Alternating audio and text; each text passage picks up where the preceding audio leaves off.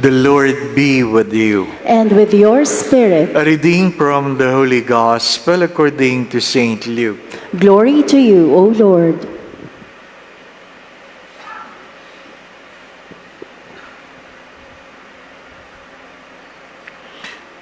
Mary said, "My soul proclaims the greatness of the Lord. My spirit rejoices in God my Savior, for he has looked upon his lowly servant. From this day all generations will call me blessed. The Almighty has done great things for me, and holy is his name. He has mercy on those who fear him in every generation. He has shown the strength of his arm, and has scattered the proud in their conceit. He has cast down the mighty from their thrones, and has lifted up the lowly. He has filled the hungry with good things, and the rich he has sent away empty. He has come to the help of his servant Israel, for he remembered his promise of mercy, the promise he made to our fathers, to Abraham and his children forever." Mary remained with Elizabeth after 3 months and then returned to her home.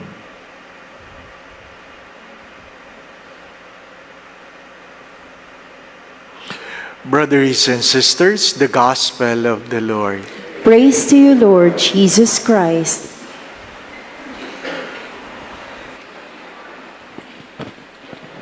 Magandang umaga po sa inyong lahat. Magandang umaga, Father Dave. Yesterday, before my 4:30 p.m. Mass, a friend came, shared the story of a friend of her. She mentioned the name. The name sounds familiar, but I said, I don't remember. Sabi niya, nagpa-picture siya sa iyo sa Cardinal Santos. Napakahirap nun. Ano po? Napakahirap. The story was, her friend is now in the hospital, had a kidney stone, and just recently had this operation, the blasting of kidney stone. Ano po? Para hindi na siguro binubuksan, binabasag na lang through laser yung stone. But the blasting don't turn out good enough.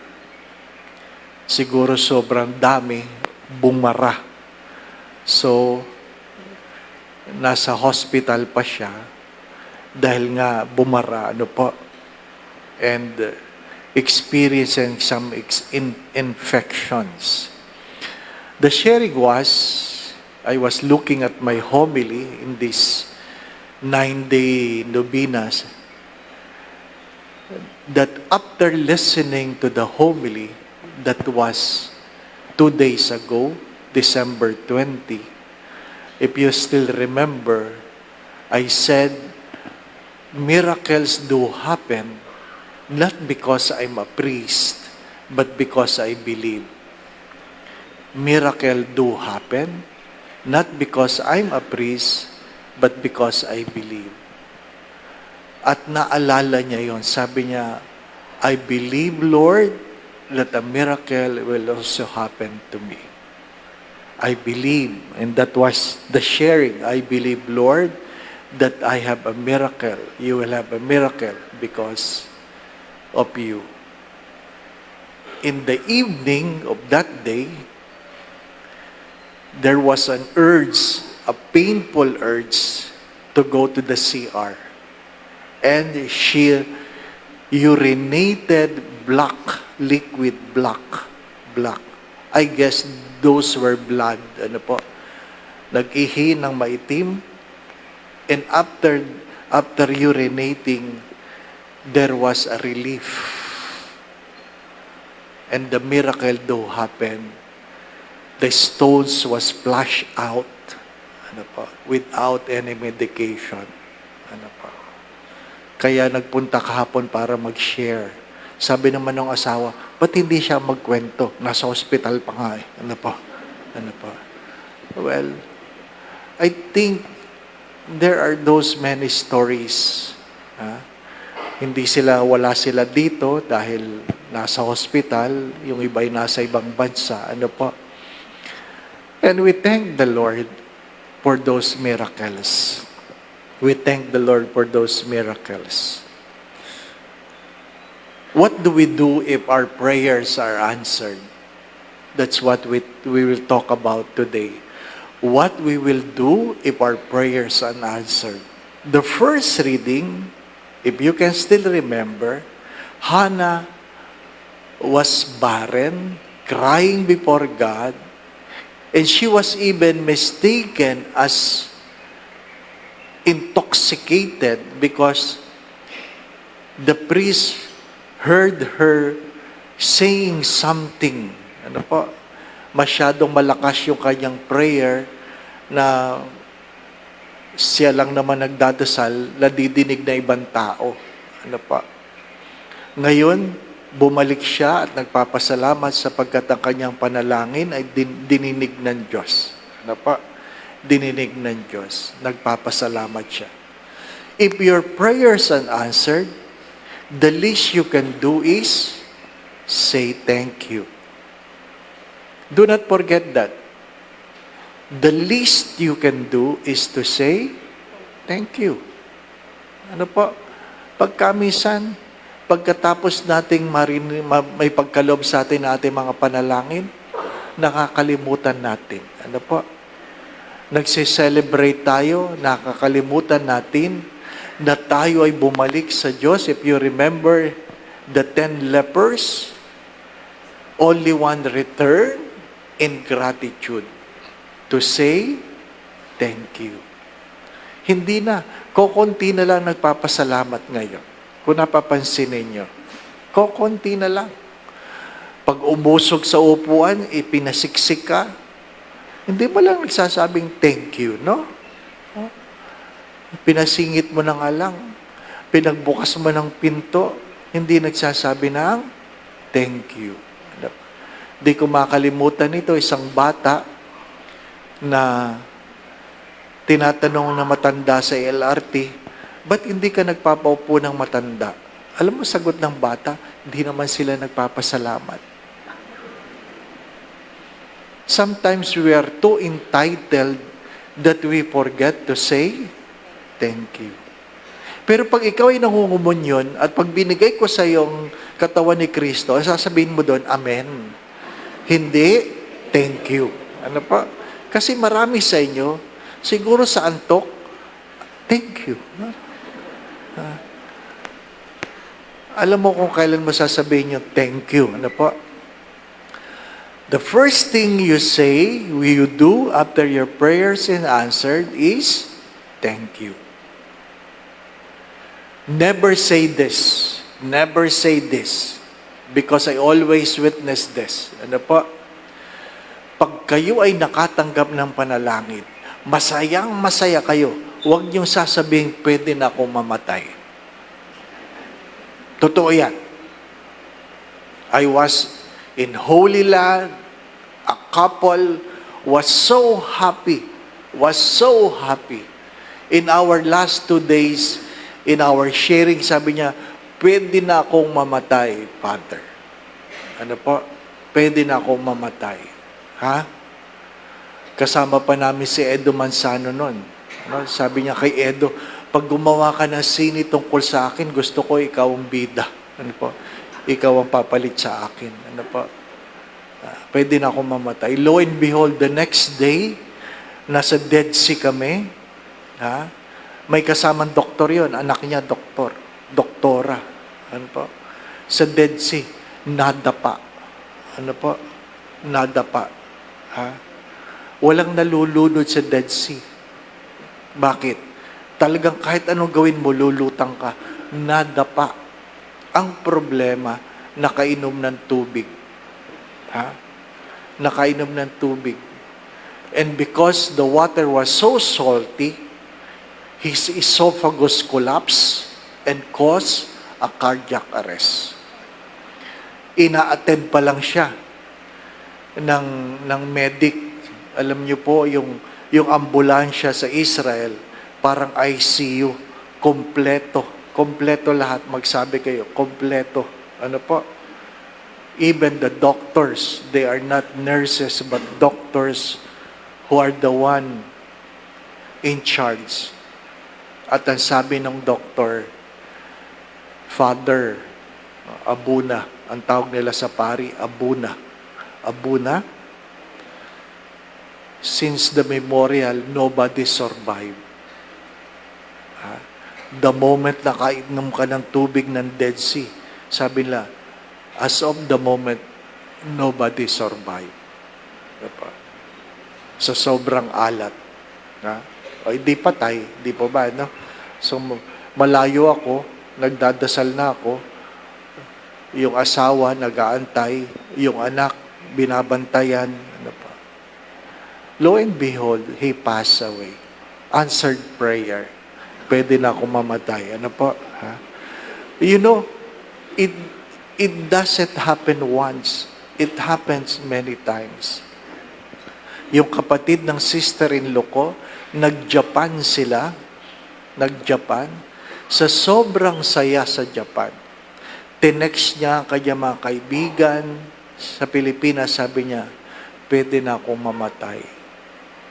Lo and behold, pag-uwi, nagkaroon ng aneurysm, patay. Ano pa? Ha? Matanda, ha? Sa sobrang saya, ha? Pwede na ako mamatay, Father. Patay. Ano pa? Kaya pag nakumpleto nyo itong simbang gabi, huwag nyo sasabihin, pwede na akong mamatay. Ano pa? Ha?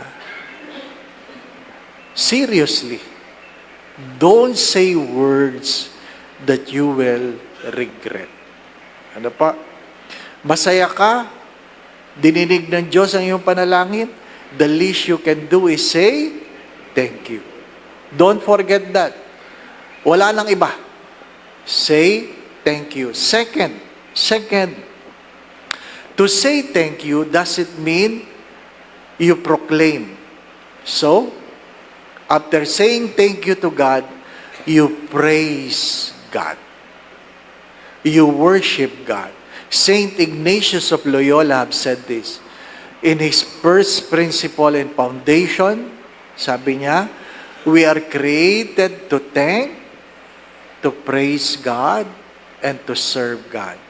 So, pagkatapos mo magpasalamat, magpuri ka. Hindi lahat na nagpapasalamat, nagpupuri. Ano po? Praise God. It means you acknowledge the glory of God. Praise the Lord. Praise the Lord. Ano po? Ha?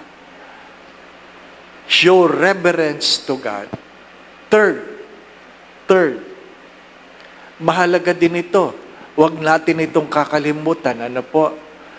What happened to you is an opportunity to preach the gospel. Let other people know how good God to you. Ilan sa atin ang nagkukwento tungkol sa Diyos? Ilan? Hindi ko alam kung meron pa. Di po ba, ano? How many among you shared about your answered prayers? Halos wala na. 3 obligations as a Catholic. 3 obligations. Ano po? Number 1 is to praise God, to worship the Lord. The second obligation is to share the gospel. Hindi ibig sabihin ng to share the gospel, dala-dala mo yung Biblia at ikaw ay magsasalita. Hindi. To share the gospel is to tell how good God is to you. To tell how good God is to you. Ano po? Let the world know that there is a God who is good. Sometimes life is unfair, but God is always good. And the third obligation is to serve the poor. 3 obligations as a Catholic. To worship God, to share the gospel, and to serve the poor. So mahalaga yun. To say thank you, To praise the Lord, share the gospel. Share the gospel. Parents, seldom nowadays, parents tell their children about God. Di po ba, ano? Hindi na nagsishare ang magulang tungkol sa Diyos sa kanilang mga anak. We don't. Why? I do not know why we are afraid. And that is the reason why miracles don't happen anymore. Why miracles don't happen anymore. And fourth, be grateful. What's the difference between saying thank you and being grateful? Gratitude is the memory of the heart.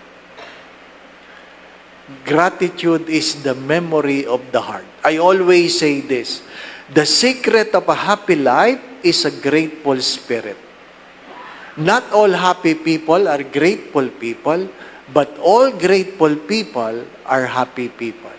When you say grateful, you never forget how good God is to you. Remember that. The Magnificat is an act of gratitude, not just an act of worship. That's why it's being heard, repeated, read over and over, because it is an act of gratitude. Ano po? You remember.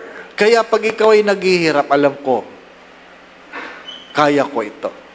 Alam po ninyo? Di pa ba, no? Kung naalala po ninyo, many of you have heard this, nung ako po'y nasaksak, ano po, ang kailangan ko'y 26,000, ha? At sabi ng doktor, hindi ko tatastasin ang tahi mo kung hindi mo mababayaran. Di ba ba, no? Ang hirap ng ganon. Wala kang pagkukunang pera, ha? Araw-araw ka nagdadasal, di ka makatulog, di ka makakain. Ang laman ng isip mo, pera lang, pera. Sana, kung pwede nga lang, may mahulog na pera. Di ba ba, no? Sabi ng kapatid ko, pag dumating ang araw na umulan ng pera, mag-ingat ka. Bakit? Pwede na umulan ng bareta. Di ba ba, no? Ha? Pwede na umulan kahit ano. So, bago pa mag 14 days lang binigay sa akin. Makati na yung sugat ko. Bumalik ako sa doktor.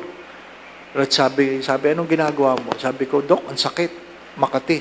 So, tinignan niya ang sugat ko. Sabi niya, sige, tayo. Punta kami sa likod ng hospital. At hubad. O, nilagyan ng agwa oxinada yung mga sugat, di ba? Tandaan niyo ba yun? Bumubula-bula pa, di po ba, no? Hindi pa usong betadine nun. Agwa oxinada. Oh. Tapos, nagsimula ng tastasin ng doktor yung sugat. Wala akong pera. Sabi ko sa Diyos, Lord, mamaya ako na sasabihin pag tapos na. Ano pa? Baka mamaya, titigil, di po ba, no? At least tapos na, di po ba? Tuloy-tuloy yung doktor, tuloy-tuloy. Nilagyan ng band-aid yung 5 sugat. At nang sasabihin ko ng, Dok, wala akong pera. Sabi ng doktor, ang swerte mo, Totoy. Ha? Tawag sa akin, Totoy. Ang swerte mo, Totoy. Ha? Tinanggap ng DSWD ang kaso mo. O bayaran mo itong band-aid. Ano? 5 band-aid. 5 ang band-aid. From 26,000, ang binayaran ko ay 25 cents. Umiyak ako. First time ako umiyak sa publiko. Hindi ko yun nakakalimutan. An act of gratitude reminds me that the generosity of God can never be outdone. Kaya pag naghihirap ako sa pera, alam ko, hindi ako pababayaan. Hindi ibig sabihin, hindi na ako naghirap. Pero alam ko, hindi ako pababayaan. And never in my life, pinabayaan ako ng Diyos. I always go back. That is an act of gratitude. You remember how good God is. Ano pa? Nagpapasalamat, nagpupuri, nagpapahayag, at higit sa lahat, hindi nakakalimot. Hindi nakakalimot. My dear friends, when your prayers are answered, the least you can do is to say, thank you. Praise God. Share the gospel and be grateful. Amen. Going back to what I've said, if your prayers are answered, mas madali sa Tagalog, 4 na P, pasasalamat, papuri, pagpapahayag, pagtanaw ng utang na loob. Ano pa?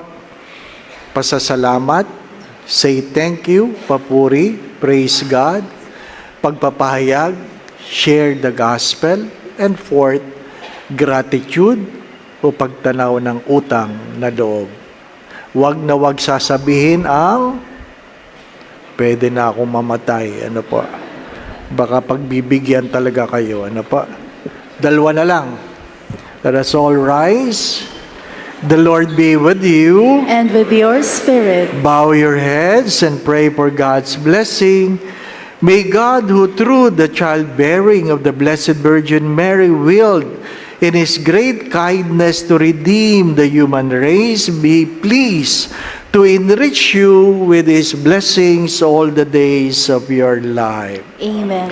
May you know always and everywhere the protection of her, through whom you have been found worthy to receive the author of life. Amen. May you who have devoutly gathered on this day carry away with you the gifts of spiritual joy and heavenly rewards. Amen. And may Almighty God bless you in your family, the Father, the Son, and the Holy Spirit. Amen. The Mass has been offered. We go in peace to love and serve the Lord. Thanks be to God.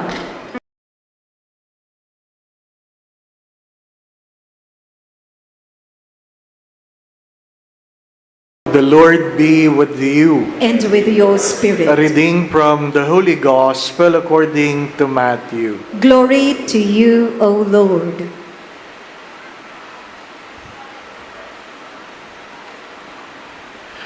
Jesus said to the 12, "Fear no one. Nothing is concealed that will not be revealed, nor secret that will not be known. What I say to you in the darkness, speak in the light. What you hear whispered, proclaim on the housetops. And do not be afraid of those who kill the body, but cannot kill the soul. Rather, be afraid of the one who can destroy both soul and body in Gehenna. Are not 2 sparrows sold for a small coin? Yet not one of them falls to the ground without your Father's knowledge. Even all the hairs of your head are counted. So do not be afraid. You are worth more than many sparrows. Everyone who acknowledges me before others, I will acknowledge before my heavenly Father. But whoever denies me before others, I will deny before my heavenly Father."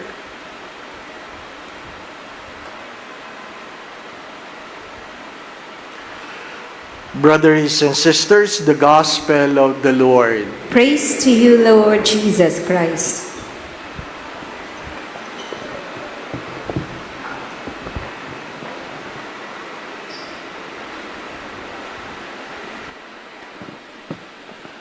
I have not been feeling for the past few days.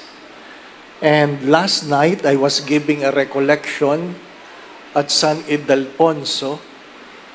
While giving the talk, I felt heaviness in my chest.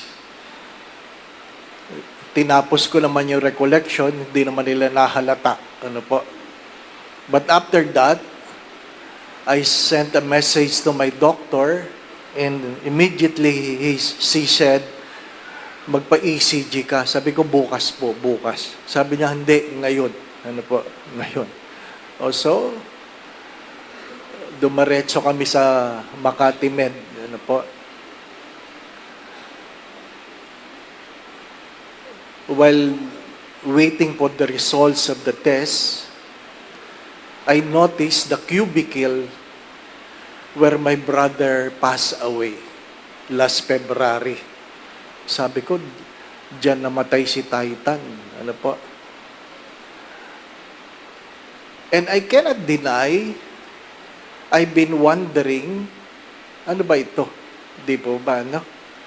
Kasi palagi ko po naaalala sa sabi ng doktor, huwag mong kakalimutan, yung second stroke, mas malala. Ano po? Yung second stroke, mas malala. Sabi ko, naku, stroke ba ito? Stroke. Ha?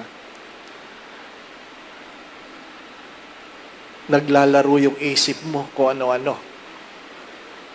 And the truth of the saying, the thought of death is more dreadful than death itself. The thought of death is more dreadful than the thought itself. The death itself. Kaya nga, pag tinanong kayo, in what way you want to die, ano sagot ninyo? Sana kunin ako ni Lord habang natutulog. Hindi po ba, ano? Para wala nang hirap. Ano po? Kasi nahirapan na imagine ka, naghihingalo ka pa, o kaya nasusunog ka, o kaya nadaganan ka ng building, di ba, ano? Sana pag namatay ako, habang natutulog, tapos paggising mo, impyerno agad, di ba? No? Yun ang malungkot, di ba? No? Impyerno agad. Why? Because life doesn't end in death. It simply changes from mortal to immortal. And that is the readings of today. Do not forget, what are your fears? Ano kinakatakot mo? Natatakot ka mamatay? Well, it is an honest fear. Sabi nila, people who are not afraid of dying are psychologically, have a psychological disorder. So kung hindi ka natatakot mamatay, may sayad ka. So at least, alam mo na, hindi po ba, ano? Yung nagmamayabang, hindi ako natatakot, Father. Mas natatakot ako sa iyo. May sayad ka. Hindi po ba, no? Ayaw nating nahihirapan. But many times I've said this already. Death is not a mystery or is not a problem to be solved, but a mystery to be accepted. Eventually, you and I will die. Eventually, you and I will die. When? I do not know. How? I do not know. But you cannot rush it and you can never prevent it. Yun lang ang tandaan mo. Hindi mo yan pwedeng madaliin, pero hindi mo rin yan pwedeng pigilan. And, hindi naman ako nananakot, ano po? If you reach the age of 60, which many of you are already, if you reach the age of 60, you will realize that you have more goodbyes than hellos. If you are 60, you have more goodbyes than hellos. It is the time you experience the death of your parents, the death of your siblings, the death of your friends. Kasi panahon na yan. Pag 60 ka na at pataas, naka-schedule ka na. Di ba ba? Ano? According to the study, a lifespan of a Filipino, this is a recent study, is only 71. 71. Can you imagine? Ang iksi ng buhay natin, 71. Ano po?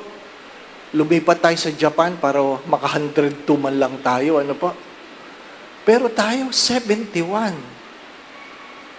Pinagninilayan ko yung kung 64 ako, 71, malapit na. Di ba, ano? Malapit ka. Ha? Dapat namimili na ng kulay ng kabaong. Di ba, ano? Well, ako yun. Pero kayo, mukha nyo pa lang, Naku, halatang halata. Mauna kayo sa akin. Ano po? Di ba? Why I'm telling you this? Because you have to accept that there are things in life that are not really necessary. Learn to unclutter your life. Try to check your belongings. Ano po? Marami sa atin bumibili ng mga bagay na hindi naman natin kailangan. Ang malungkot na kwento ay bumibili ka ng bagay na hindi mo kailangan para magpa-impress ka sa iyong kaaway. Sayang. Suriin ninyo ang inyong mga gamit at makikita nyo dyan, maraming mga gamit dyan na hindi nyo talaga ginagamit. Hindi nyo talaga kailangan. Bakit natin binili? Bakit nyo binili? For the sake of one thing. Gusto ko lang. Gusto ko lang. Pero, magandang pagtuunan ng pansin ito. Ano po? Hindi mo yan kailangan. Kung hindi mo yan sana binili, may pera ka sana. May cash ka sana. Di ba ba na? If you convert all the unnecessary things, mas marami ka sigurong pera. Di ba ba na?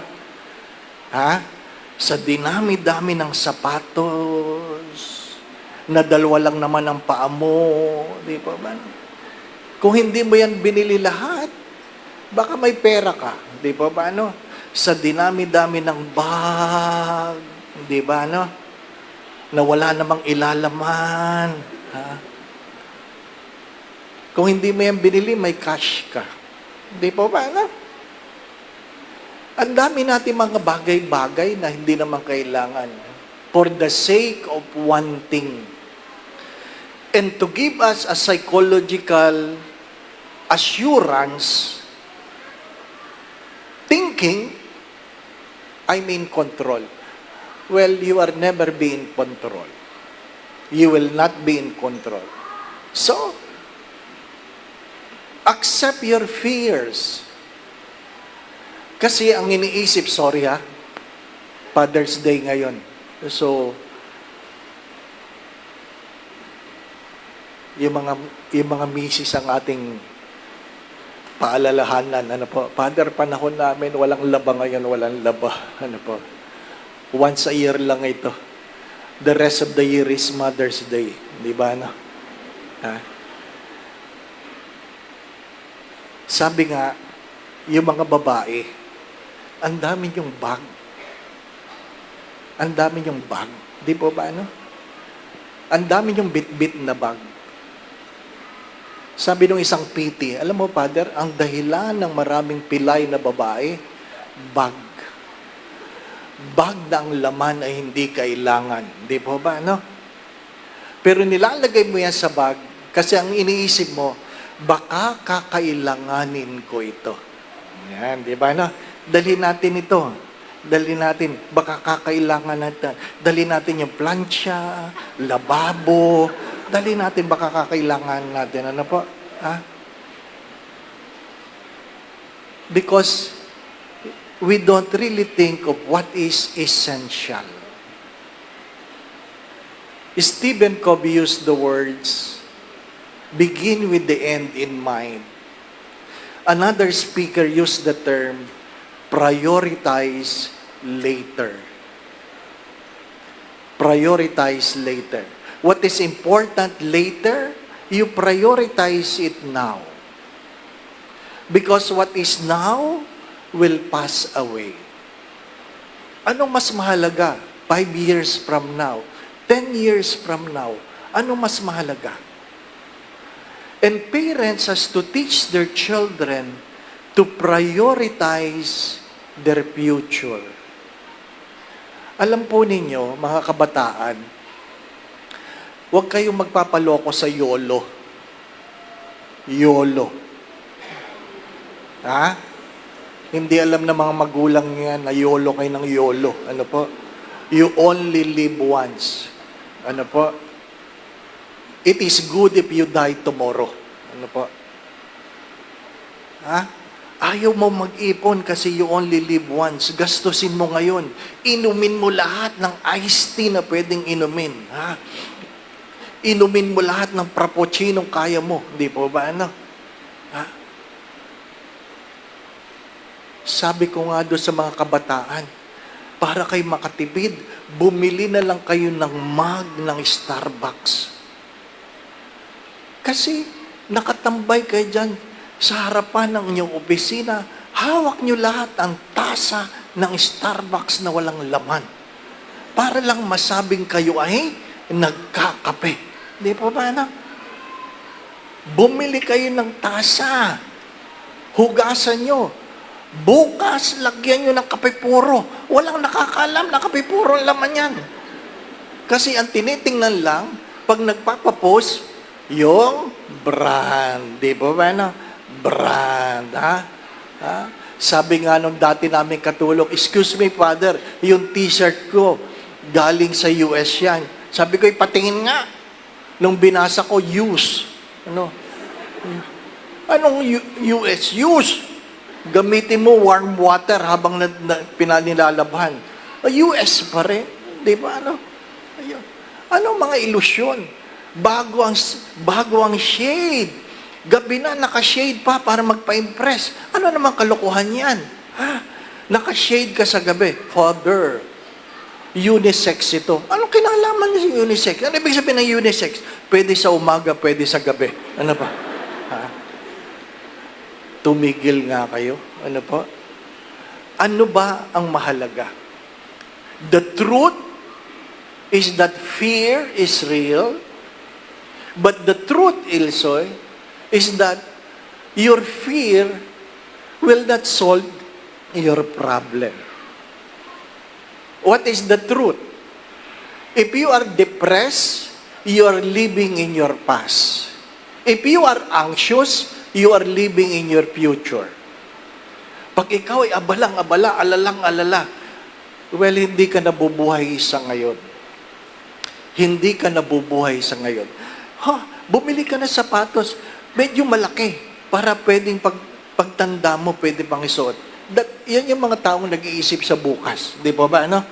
Yung mga magulang na bumibili ng sapatos sa mga anak na mas malaki, ha? Na puro mukha silang si McDonald's, ha? Ang laki ng sapatos nila, liliit nila, para ano? Para pagdating ng araw, kasya pa rin. Di ba ba, anak? Totoo yan. Yung mga magulang na bumibili ng short na mahaba sa elementary, di ba? Hindi mo alam kung puruntong yan o pantalon yan, di ba ba? Para makatipid. You are living in the future. What are the teacher afraid of? Eventually, you will die. Tatlong bagay ang dapat pagnilayan. Una, wala ka bang kinatatakot na malaman ng ibang tao pag ikaw ay namatay? That's the first question. Is there anything you are afraid that people will know when you die? Kasi nagkukunwari lang tayo. Di ba, no? Yung isang pari sa Pasig, naghomily siya sa patay. Pinuri niya yung lalaki na mabuting asawa. Talagang kulang na lang buhayin yung patay. Ano po? Habang naghomily siya, may jeep na tumigil sa harapan ng simbahan. Isang pamilyang dumating, kabit ng lalaki. Hindi natapos ang misa. Nag-away. Di ba, ano? Mahirap yung ganun. Ano yung mga bagay? Be truthful. Hindi yung image lang. Second. Anong sinasabi?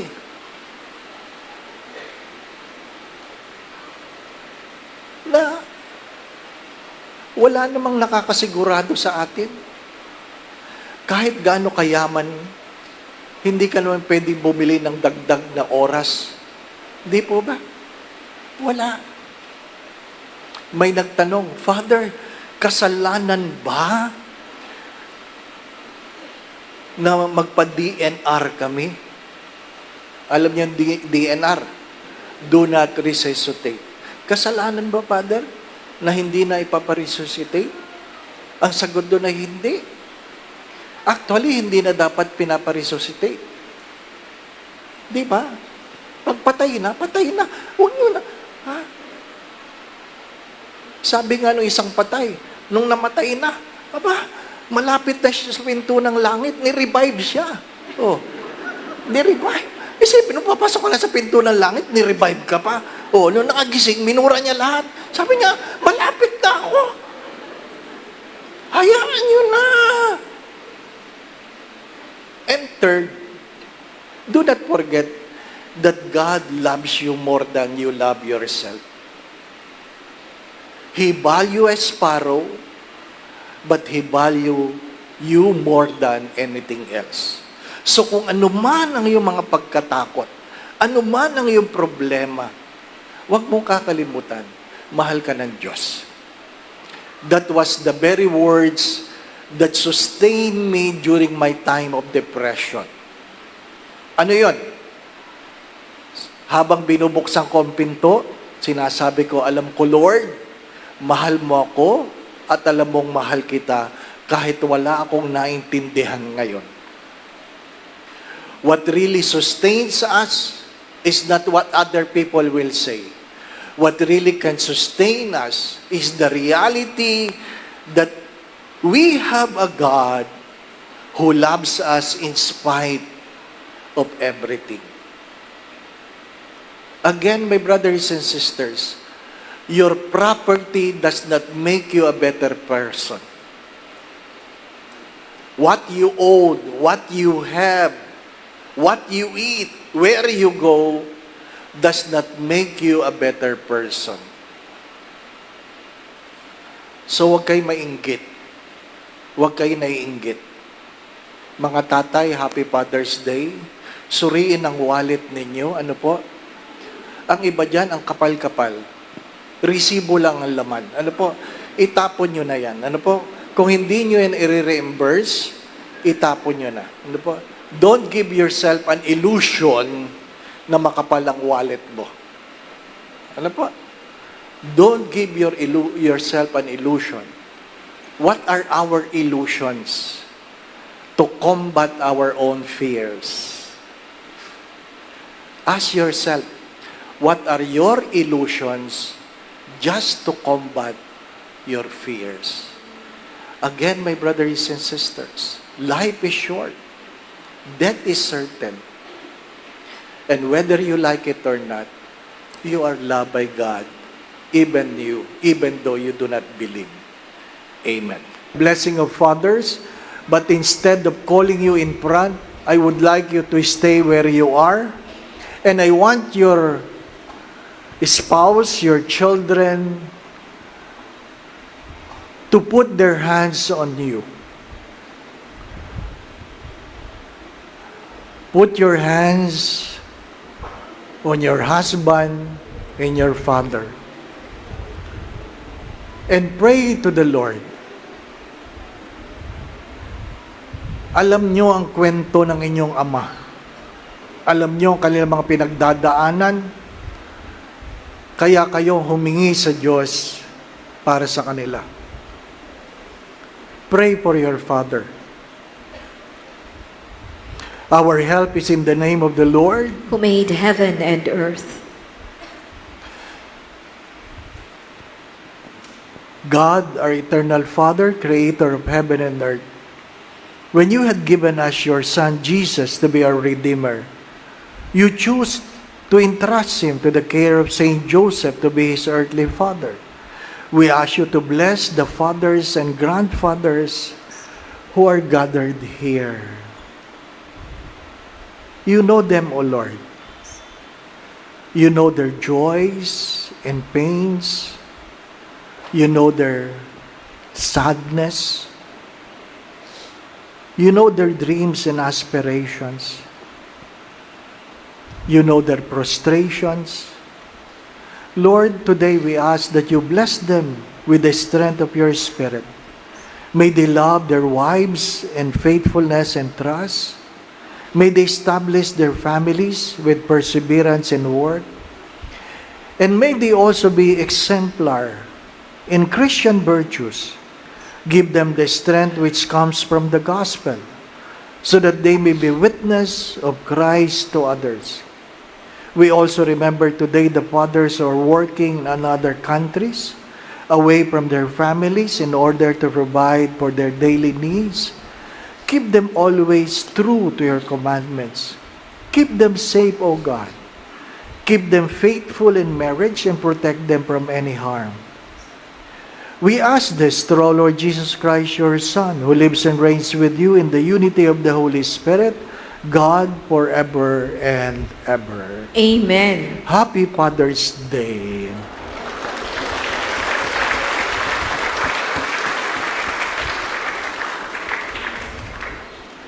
I urge the youth to remind yourself that YOLO is not true.